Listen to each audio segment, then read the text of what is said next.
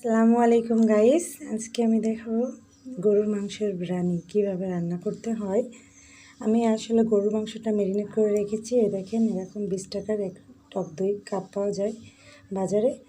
এটা দিয়ে গোশ ডেয়ারি থেকে নিয়ে আসছিলাম। এটা দিয়ে আর রাঁধুনি বিরিয়ানি মশলা 1 প্যাকেট, 1 কেজি গরুর মাংসের জন্য 1 প্যাকেট রাঁধুনি বিরিয়ানি মশলা, আর আদা রসুন বাটা ছিল।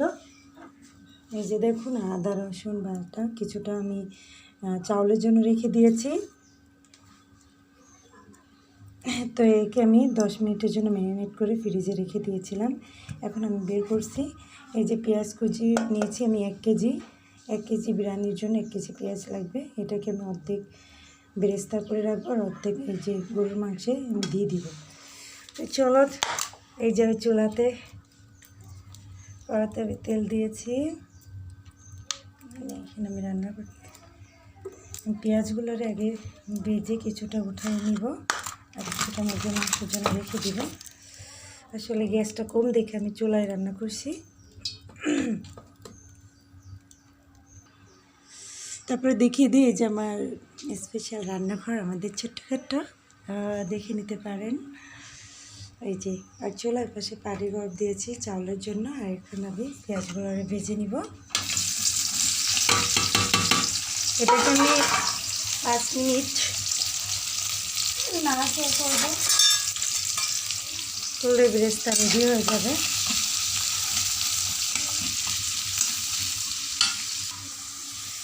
এই যে দেখুন কত সুন্দর পেঁয়াজের কালার আসতেছে আস্তে আস্তে। অনেকে কাঠের চুলায় বিরিয়ানি রান্না করতে ভয় পায়, আমি কিন্তু কাঠের চুলায় রান্না করে দেখাচ্ছি, গ্যাসের চুলায় রান্না করতেছি না। সো অবশ্যই আপনারা ট্রাই করে দেখতে পারেন এভাবে কাঠের চুলায় রান্না করে। এই যে দেখেন পেঁয়াজের কালারটা চলে আসছে কেমন হালকা বাদামি। অবশ্যই সামান্য পরিমাণ একটু লবণ দিবেন, তাহলে তাড়াতাড়ি কালারটা আসবে, হালকা লাল হয়ে যাবে। এখন আমি অর্ধেকটা রেখে দেবো, একটা মাংসের জন্য রেখে দিব। এই যে আমি বেরেস্তা অর্ধেক উঠে রাখছি। এই যে আমার দেখেন প্লেটে অর্ধেকটা আমার কড়াইতে আছে। এখন মাংসটা দিয়ে দেবো। অবশ্যই কিন্তু বারবার বলছি মাংসটা ম্যারিনেট করে রাখবেন রাঁধুনি মশলা আর টক দই দিয়ে, আর তেল এড করবেন সামান্য পরিমাণ। আমি তেল অ্যাডও করেছি, করে 20 মিনিট রেখে দিয়েছিলাম নর্মালি, ফ্রিজের নর্মালি রেখে দিয়েছিলাম। এই যে মাংসটা দিয়ে দিলাম।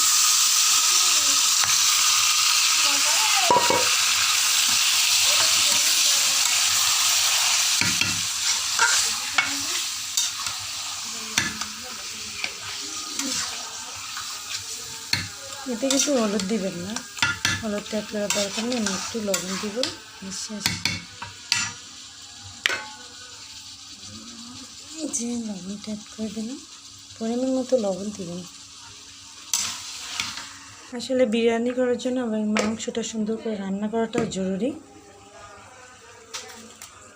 এই যে দেখুন সস কিনে নিয়ে আসছি আমি বাজার থেকে, এরকম 1-1.5 টাকা নেবে, 2-3 পাতা দিয়ে দিলে এনাফ। আমি সসটা দিয়ে দিব, সামান্য পরিমাণ পানি দিয়ে মাংসটা আমি কষিয়ে নিব। ঠিক এই যে আমি সসটা অ্যাড করতেছি 2 প্যাকেট। আপনার চিলি সস, টমেটো সস যে সস আছে এটা দিতে পারেন। দিয়ে মাংসটা 10 থেকে 15 মিনিট রান্না করে তারপর আমার চাউলটা আমি ছড়িয়ে দিব। এই যে দেখুন বিরিয়ানির চালটা আমার ধোয়া শেষ, কারণ মুরগির মাংসটা আর কিছুক্ষণের ভিতরে হয়ে যাবে। আর বিরিয়ানির চাল রান্না করতে গেলে দেখেন চিনি গুঁড়া চাল প্যাকেট আমি কিনেছি বাজারে, 110 থেকে 15 টাকা নিতে পারে। আর এখন জানি না কার কাছ থেকে কেমন নেই। তো অবশ্যই আপনার চিনি গুঁড়ো চাউল বা বাসমতি চাউল দিয়ে করতে পারেন। এটাকে ধুয়ে কিন্তু 3-4 মিনিট পানিটা ঝরানো শেষ হয়ে গেলে তখনই কিন্তু এটা রান্নার জন্য উপযোগী হবে।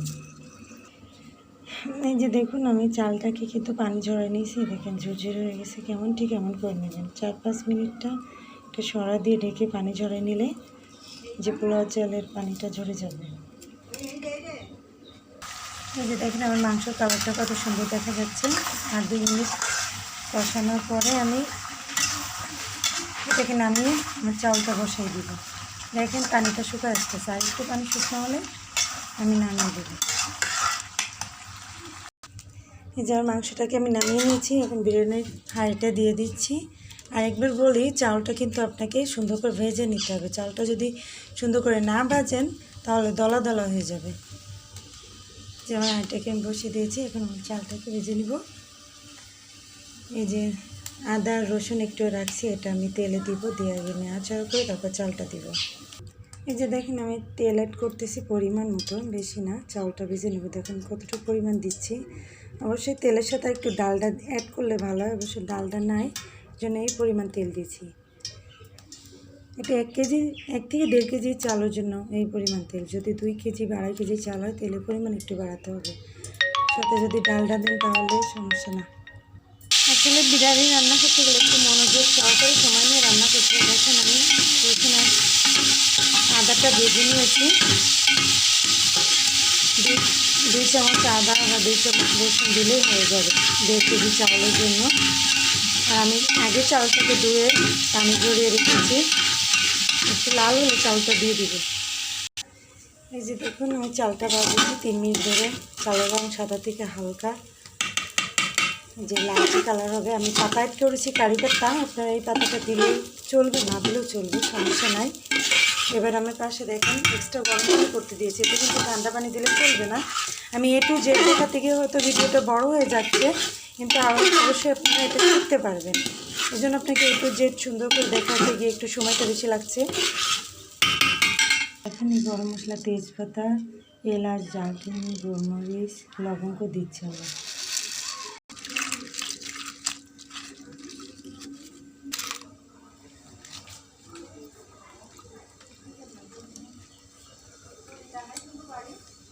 এই যে 1 প্যাকেট গুঁড়ো দুধ কিনেছি, এটা আমি গুলে নিচ্ছি। এটা চাউলের সাথে দিতে হবে, আপনি চাইলে গরুর দুধও দিতে পারেন, সমস্যা নেই। পরিমাণ মতো লবণ দিতে হবে। বাজারে দেখবেন এরকম টেস্টি সল কিনতে পাওয়া যায়, এটা পরিমাণ মতো দিবেন। আমি আমার আন্দাজ মতো দিচ্ছি। তো 1 কেজি চাউলের জন্য 4 চামচের হাফ চামচ দিলেই হবে, আমি পরিমাণ মতো দিচ্ছি। এই যে দেখেন আমি এবার আলু বখরা নিয়েছি, আপনারা চাইলে তেঁতুলের পানি দিতে পারেন, আমি কিন্তু একসাথে দিয়ে দিচ্ছি। তো আলু বখরাটা আমি অ্যাড করে দিব, আর সামান্য পরিমাণ কিছু কাঁচামরিচ দিয়ে দিচ্ছি। এই যে দেখুন একটু আমি ফুড কালার দিব চালটা একটু সুন্দর দেখার জন্য। ফুড কালার বাজারে পাওয়া যায়, আমি অনেকগুলো কিনে রাখছি। এই যে দেখেন আমার বিরিয়ানিটা সেম হয়ে আসছে। আমি এখানে হালকা কালার ছিটিয়ে দিব যাতে ভাতের কালারটা সুন্দর আসে। এই যে পেঁয়াজের বেরেস্তা দিয়ে দিয়েছি, আর গোলাপ জল বাজারে বলবেন গোলাপ জল কিনতে পাওয়া যায়, আমি হালকা সেন্টের জন্য গোলাপ জল ছিটিয়ে দিচ্ছি। আর তার সাথে দেখেন ঘি আছে, ঘিটা হাঁড়ির চারি করে দিতে হবে, চাই সাইডে দিলে নিচে লেগে যাবে না।